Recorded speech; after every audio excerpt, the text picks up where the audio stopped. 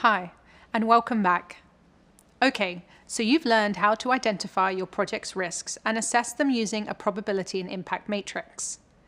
Now that you know which risks require your attention, how do you determine what to do about them?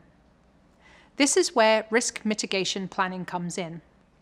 Risk mitigation planning is about finding ways to eliminate or reduce the impact of potential risks to your project. There are 4 common ways to mitigate risk. You can avoid it, accept it, reduce or control it, or transfer it. Let's discuss each option using the office screen example. Sometimes you can avoid the risk altogether. For example, if you learn that a certain contractor you've considered working with on your office green project has a poor reputation for meeting deadlines, then you might choose to avoid that risk by hiring a different contractor.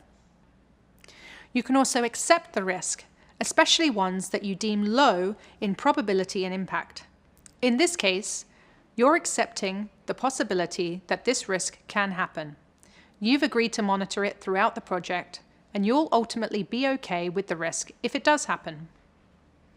For instance, maybe your plant supplier tells you that one of the planter styles you've requested is backordered.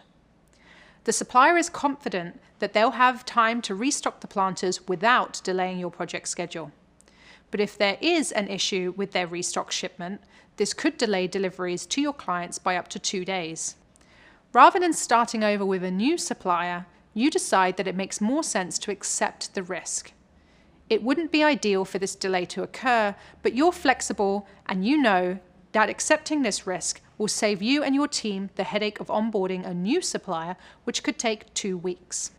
Another way to mitigate a risk is to reduce or control it. Personally, I like to use a decision tree when building mitigation plans.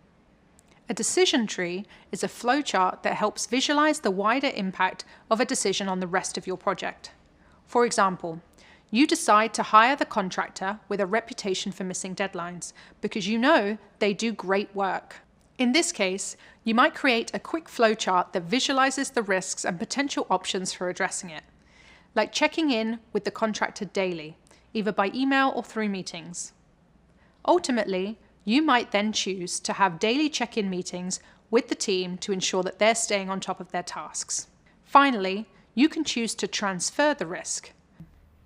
For example, you've determined that it's too risky to attempt to grow plants on site at Office Green due to the possibility that bad weather or pests could negatively impact your product.